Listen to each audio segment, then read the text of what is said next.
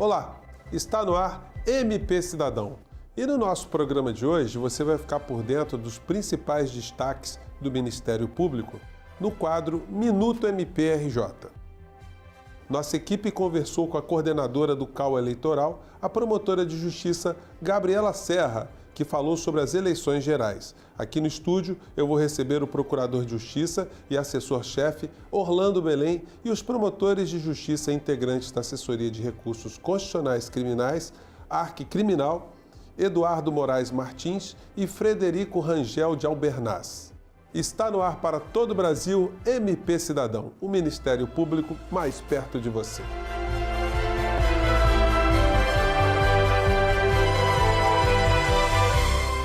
A equipe do MP Cidadão esteve com a coordenadora do Centro de Apoio Operacional das Promotorias de Justiça Eleitorais, o CAU Eleitoral, doutora Gabriela Serra, que falou, entre outras coisas, sobre o voto consciente e os principais cuidados que o eleitor deve ter na hora do voto. Confira! Com a chegada do período de propaganda eleitoral, o Ministério Público do Estado do Rio de Janeiro, por meio do Centro de Apoio Operacional das Promotorias Eleitorais, o CAU Eleitoral, deu início a uma campanha nas redes sociais para esclarecer questões que envolvem o processo eleitoral. Divulgada nos canais do MPRJ em diferentes plataformas, como o Twitter, o Facebook e o YouTube, a campanha desmente falsas informações e também orienta o cidadão em relação a crimes eleitorais, que tipo de propaganda é permitida e o que foi vedado. São 3 publicações por semana, sempre acompanhadas pela hashtag Voto Responsável. No dia 7 de outubro, os eleitores vão escolher o presidente da República, os governadores dos estados, 2/3 do Senado Federal, deputados federais e deputados estaduais. E o que pode ser feito e o que não pode ser feito durante a campanha eleitoral? O MP Cidadão veio às ruas do Rio descobrir quais são as principais dúvidas dos eleitores. Eu sou Isaías, eu gostaria de saber o que pode ser feito e o que não pode ser feito na campanha eleitoral eletrônica. A partir do dia 16 de agosto é possível a propaganda eleitoral e a lei permite propaganda por mensagem eletrônica desde que exista o dispositivo de descadastramento. O que significa isso? Quando o cidadão receber aquela mensagem, tem que ter um dispositivo dizendo, caso não queira mais receber, clique aqui. Tendo isso, ela é permitida. Não tendo, ela passa a ser irregular. Meu nome é Thalita, eu sou de São Gonçalo e eu quero saber, na campanha eleitoral, na internet, o que pode e o que não pode? A propaganda na internet, ela tem que ser, via de regra, gratuita. Ela pode ser realizada em sites, blogs, redes sociais. Não pode ser realizada em site de pessoa jurídica. Não pode ser realizada em site de órgãos públicos.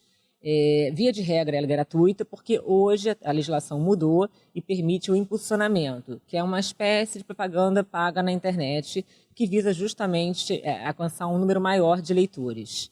Eu gostaria de saber se no dia das eleições eu posso ou não posso usar boné e camiseta do meu candidato. No dia da eleição é permitido a manifestação silenciosa. O que é isso? A pessoa pode votar usando um boné com o candidato dele, ou um bottom, não pode, obviamente, sair gritando com megafone o nome do candidato. É uma manifestação silenciosa, isso é permitido. Eu queria saber que no período eleitoral o que pode e o que não pode nas ruas. Pode cavalete, pode distribuir santinhos? Essa é a minha pergunta e a minha indagação. A propaganda na rua, você pode ter distribuição de folhetos, mas não pode, por exemplo, ter uma propaganda fixa através de cavaletes e placas. Pode-se ter propaganda através de bandeiras. Basicamente, na rua, é esse tipo de propaganda que se permite. Meu nome é Suelen e eu gostaria de saber se o derrame de santinho é permitido. Também é proibido o que a gente chama de derrame de santinho. O que é o derrame de santinho? Na véspera do pleito, a partir das 22 horas, é proibido que candidatos ou pessoas ligadas a ele joguem pelas ruas e principalmente perto das sessões, né, onde tem votação, os panfletos e santinhos com os nomes dos candidatos. Né? O TSE, através de resolução, ele considera isso uma propaganda extemporânea, onde prevê multa, ou seja, sendo identificado isso, é possível entrar com uma representação contra esse candidato e a sanção é a pena de multa. Então é importante que os candidatos e as pessoas que trabalham para os candidatos, a partir das 22 horas, não façam esse tipo de prática, porque vai ensejar uma representação com multa. Esse material ele deve ser guardado e não pode mais ser utilizado. Se é permitido fazer propaganda em veículos, quais serão as regras? É permitida a propaganda eleitoral em veículos por meio de adesivos. Esses adesivos eles podem ser microperfurados até o tamanho do para-brisa traseiro e em outros vidros do carro até meio metro quadrado. Não é permitido a justaposição de adesivos. O que eu quero dizer com isso? Colocar vários adesivos um do lado do outro, ultrapassando esse limite de meio metro quadrado. Também não pode envelopar o carro todo cheio de adesivo. Eu gostaria de saber se as eleições, se 50% da população votar branco ou nulo, se uma nova eleição será convocada. Existe um mito que vem à tona nos anos eleitorais de que se as pessoas votarem mais de 50% com votos nulos e brancos, a eleição é anulada. Na realidade, tanto o voto nulo quanto o voto branco, eles não anulam a eleição, eles simplesmente não são contabilizados. As nulidades que levam à nova eleição, na realidade, são relacionadas à fraude eleitoral. Muitas das vezes, ações por abuso de poder político ou econômico, uma vez analisadas pelo Poder Judiciário. Eu gostaria de saber se é permitido tirar foto na cabine durante a votação. Muito importante destacar que o voto é sigiloso. E por isso que a lei eleitoral veda que o eleitor ingresse na cabine de votação com filmadoras, máquinas fotográficas ou celulares. Então, é importante que a população saiba que o voto é secreto, é sigiloso, e somente se ele divulgar, né, em quem votou, é que as pessoas ficarão sabendo. Né? Não tem como, pela urna eletrônica, se descobrir em quem a pessoa votou. Oi, meu nome é Ana Carolina e a minha pergunta é: se houver alguma irregularidade durante a campanha eleitoral, como eu devo agir? Caso o cidadão identifique qualquer irregularidade de natureza eleitoral, ele pode registrar a sua denúncia na nossa ouvidoria pelo telefone 127 ou então acessando o nosso site, clicando no ícone da ouvidoria, e ali ele pode registrar a irregularidade, não precisa se identificar. E aí, chegando ao conhecimento aqui dos promotores eleitorais, eles então irão adotar as medidas cabíveis para que a irregularidade seja cessada. Além de postagens nas redes sociais, o MPRJ preparou vídeos didáticos sobre temas como a participação feminina na política e sobre a importância do voto como ferramenta de transformação social. Acesse as redes sociais do MPRJ, siga a #VotoResponsável e tire todas as suas dúvidas antes de escolher seus candidatos. É muito importante, antes de votar, que a gente pesquise, que a gente conheça os candidatos em quem a gente vai votar. Se são pessoas públicas, se já exercem um cargo público, procurar saber o que fizeram, né, pela comunidade, pelo Estado, pelo país. Se são pessoas que nunca estiveram na vida pública, procurar saber o que fizeram, né, se respondem a algum tipo de ação, se já cometeram algum crime. Quer dizer, é importante, se a gente quiser mudar, né, o cenário que a gente está vivendo, se a gente quiser ter um país, um Estado melhor, que a gente vote de forma consciente.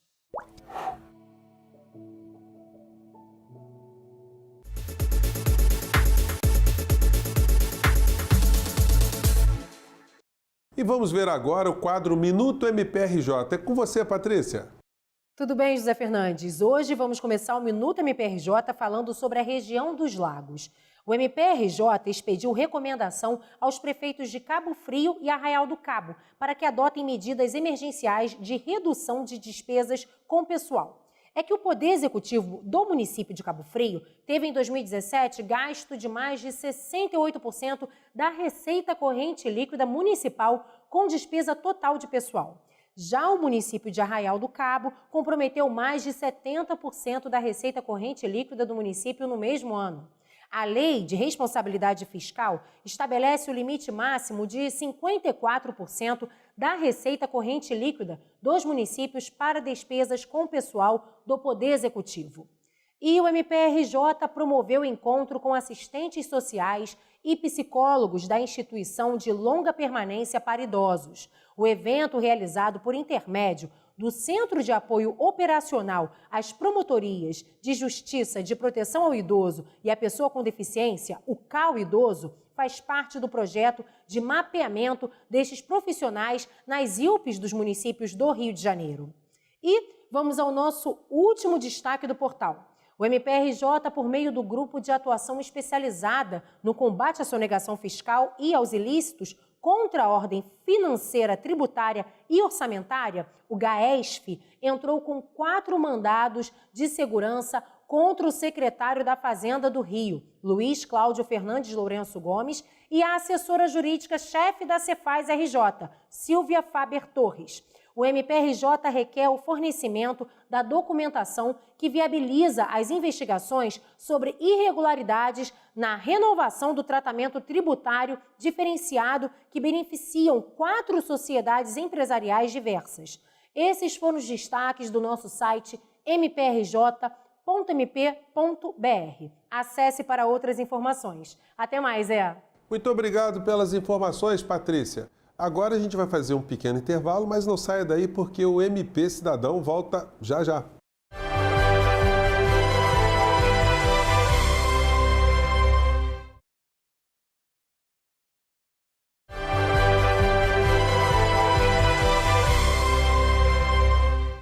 E nós estamos de volta com o MP Cidadão para falar agora sobre a atuação da Assessoria de Recursos Constitucionais Criminais. Eu recebo o Procurador de Justiça e assessor-chefe Orlando Belém e os promotores de justiça e integrantes da ARC Criminal do MP aqui do Rio de Janeiro, Eduardo Moraes Martins e Frederico Rangel de Albernaz. Sejam bem-vindos ao MP Cidadão. Eu queria começar aqui com o doutor Orlando, para que ele explicasse para os nossos telespectadores o que faz uma assessoria constitucional criminal. Basicamente, a análise da interposição de recursos constitucionais para o STJ, o Superior Tribunal de Justiça, e o Supremo Tribunal Federal, o STF, junto à assessoria de recursos constitucionais. Nós fazemos, por encaminhamento dos procuradores de justiça, a análise do que pode ser remetido para questionamento perante os tribunais superiores. E também desenvolvemos, numa menor parte, a possibilidade de exame dos recursos por aferição do Diário Oficial e fazendo a interposição dos mesmos. Além disso, nos últimos anos, a Assessoria de Recursos Constitucionais, depois de alcançada a legitimação dos Ministérios Públicos Estaduais para que pudessem litigar e pudessem estar presentes nos tribunais superiores, nos últimos anos tem uma atividade muito própria e crescente nos próprios tribunais, com interposição de recursos no âmbito dos tribunais, acompanhamento dos processos nos tribunais superiores, e isso daí é uma gama uma gama sensível de atividades processuais. Doutor, em que casos específicos, que tipo de situação específica é mais frequente o Ministério Público interpor algum tipo de recurso ou ação na área constitucional criminal? Bom, nós temos recursos muito específicos em relação a temas que são, digamos, únicos. Então, exemplificando, recentemente tivemos esse caso do nadador Ryan Lott, tivemos um caso também recente de repercussão que foi a morte daquele cinegrafista, o Santiago. Então, são recursos que têm uma especificidade maior, que são recursos que se dizem respeito, não que não tenham tese jurídica, tem uma tese jurídica importante ali, mas são normalmente situações que não têm tanta repetição. E, por outro lado, nós temos recursos que a gente chama de recursos com grau de repetição, repetitivos, que muitas vezes viram até teses nos tribunais superiores, que são questões mais recorrentes. É o caso, por exemplo, da consumação do crime de roubo, que se discutia se era necessário o assaltante, a pessoa que pratica o crime, se era necessário que ele saísse de perto da vítima para ser configurada a consumação ou se era, basicamente, precisaria que ele se apossasse do bem. Isso por exemplo, algo que nós recorremos hoje em dia até com um grau menor, porque isso foi pacificado nos tribunais superiores, mas a gente recorria com um grau de repetição. Então, nós temos, na assessoria de recursos, essas duas vertentes. Nós temos recursos de massa, que são recursos rotineiros de teses que já, de alguma forma, ou estão pacificados ou estão sendo discutidas nos tribunais superiores e que câmaras criminais aqui do Tribunal de Justiça divergem entre si ou divergem do Tribunal Superior. E nós temos, muitas vezes, casos específicos de situações que, no nosso entender, foram mal resolvidas aqui, mas que podem ser melhor analisadas no STJ ou no STF. Isso que o Eduardo está falando é até bastante importante, porque a assessoria de recursos constitucionais ela também tem por atribuição editar enunciados, né, de suas teses principais levadas aos tribunais superiores. E nós temos aproximadamente 70 enunciados hoje, são teses que a gente leva rotineiramente aos tribunais superiores, né, como essas que o Eduardo acabou de citar, né? E isso tudo numa vertente atual e recente de crescimento de interposições de recursos constitucionais pela assessoria de recursos. Só para ter uma ideia, né, nós temos um número que vem ao longo dos últimos anos numa exponente, né, de crescimento de interposição de recursos. E de 2015 para 2016, em termos de provimento, nós tivemos um aumento de 20%, né, a título exemplificativo. De 2016 para 2017, nós tivemos um aumento de aproximadamente 50% somente no número de recursos providos nos tribunais superiores. Grande parte, é bem verdade, desses recursos, como o doutor Eduardo estava explicando, se deve a essas teses que são rotineiramente levadas pelo Ministério Público aos tribunais superiores. Mas há esses outros casos pontuais, específicos, que por vezes chegam à assessoria e que nós analisamos. Gente, o programa está muito interessante, né? O nosso tema é muito relevante, mas a gente vai fazer um pequeno intervalo. Não sai daí que a gente volta já já.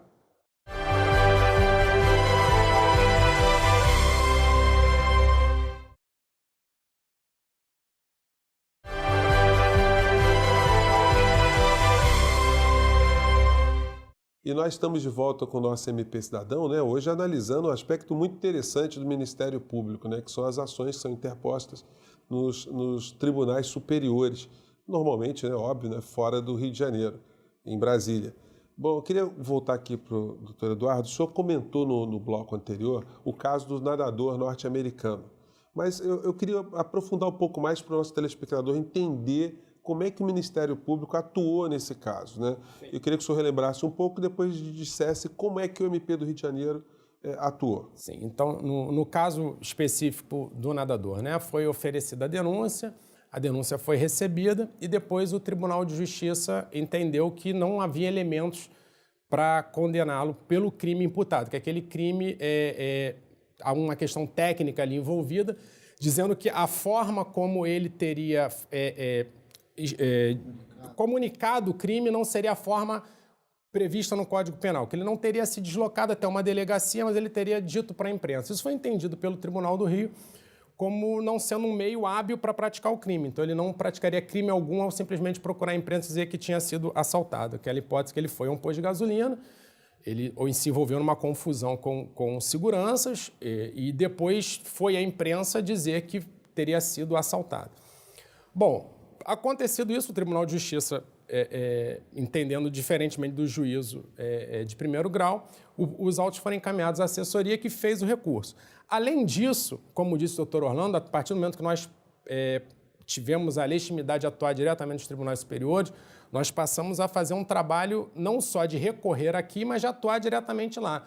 Então, nesse caso específico, como acontece em vários outros, mas é um caso que dá para se usar como exemplo, membros da nossa assessoria foram a Brasília, despacharam com o ministro, levaram os chamados memoriais, né, as razões do recurso para cada um dos ministros que atuaria no caso. Houve sustentação oral perante a turma e a turma se convenceu lá no STJ de que aquela hipótese era, sim, de prática do crime imputado na denúncia. Então, Frederico, o MP do Rio ele tem uma estrutura específica para atuar lá no tribunal em Brasília, ou os promotores têm que fazer esse trabalho de ponte aérea direto para lá? Como é que vocês estão estruturados para lidar com essa questão? Na verdade, hoje a gente tem uma estrutura administrativa, né, sediada em Brasília, que dá apoio às nossas idas, né, porque o Dr. Orlando e nós, os assistentes da assessoria, vamos com certa frequência, não só para despachar com ministros, mas também para acompanhar recursos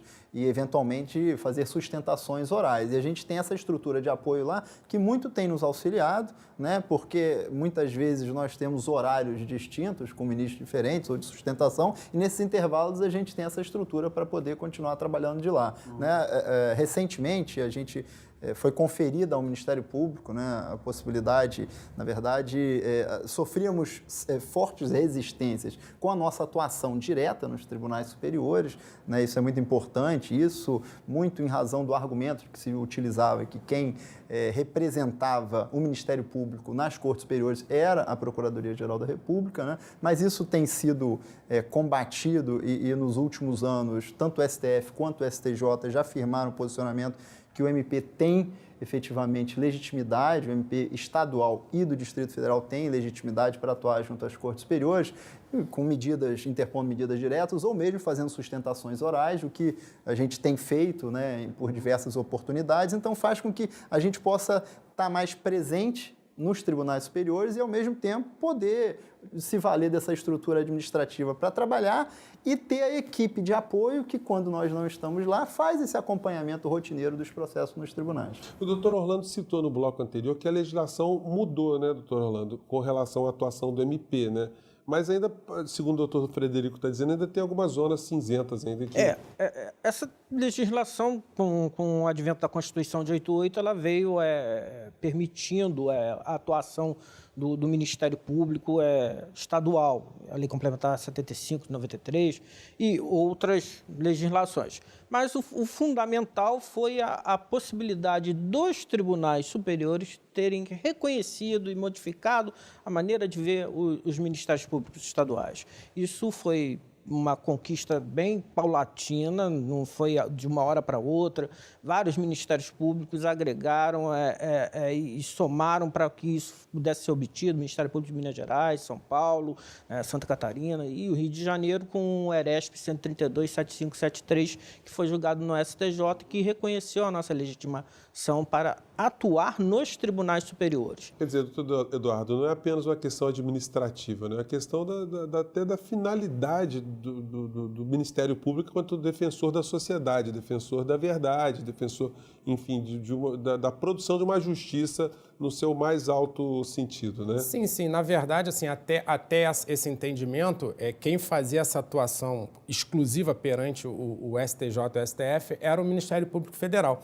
Não desmerecendo o Ministério Público Federal, muito pelo contrário, faz um trabalho... O senhor trabalho... pessoalmente chegou a ter esse tipo de situação? Na verdade, no início, quando nós começamos, nós não tínhamos essa legitimidade, nós não podíamos atuar lá no Superior Tribunal de Justiça. O que acontecia em muitos casos eram que questões, às vezes locais, às vezes que refletiam problemas locais, não havia uma sensibilidade, não havia sequer um entendimento. Às vezes o colega, por melhor que seja, por mais combativo, por mais interessado que seja do Ministério Público Federal, que lá atuava, não conseguia alcançar o problema nosso, que muitas vezes, aqui do Rio, às vezes de Minas, às vezes do Distrito Federal, às vezes problemas locais, às vezes são problemas até nacionais, mas que são sentidos localmente por cada Ministério Público, com uma situação que é uma questão de competência. O Ministério Público Federal, por exemplo, ele não atua em determinados crimes que nós atuamos, como nós não atuamos em crimes que eles atuam. Então, assim, eu não tenho, muitas vezes, como ter a noção de algo que eles fazem, como eles também não têm como ter a noção específica de algo que nós fazemos. A questão do procedimento minorista, né, do ECA, né, é um exemplo, né, em se tratando de afetação dessas questões. O ECA ele não tem acesso, um membro do Ministério Público Federal, ele não atua em questão, né, da infração do adolescente ou do menor. E assim, fique bem claro, muitas vezes, a grande maioria das vezes, né, em grande caso, a gente concorda, eles concordam conosco, nós concordamos com eles. Mas, assim, não é que eles discordem do que nós falamos no processo, nosso posicionamento. É que, às vezes, a gente consegue levar aos ministros questões que são mais específicas daquilo que quem está lá olhando mais de longe não consegue. Até porque o conhecimento da causa, muitas vezes, é muito maior nosso, que já tocamos aquele processo desde o início até chegar na superior instância, do que o Ministério Público Federal, né? Porque o Ministério Público atua desde o oferecimento da denúncia, conseguir eventualmente uma condenação, recorrer ao Tribunal de Justiça, depois fazer o recurso constitucional ao Tribunal Superior, e antigamente, na verdade, eles só atuavam nesse último momento, né? Hoje nós conseguimos fazer esse percurso completo. Olha, o programa está muito bacana, a gente espera ter dado grandes contribuições aí para a discussão, para esclarecimento desse debate, né, dessas informações, mas infelizmente o MP Cidadão de hoje fica por aqui. Eu gostaria de agradecer a presença do Procurador de Justiça e assessor-chefe Orlando Belém e dos promotores de justiça integrantes da ARC Criminal do MP do Rio de Janeiro, Eduardo Moraes Martins e Frederico Rangel de Albernaz. Você também pode nos acompanhar através das nossas redes sociais e mandar suas críticas e sugestões para esse endereço que está aparecendo aí na base do seu vídeo. E a gente se encontra na próxima semana em mais um MP Cidadão. Um forte abraço e até lá!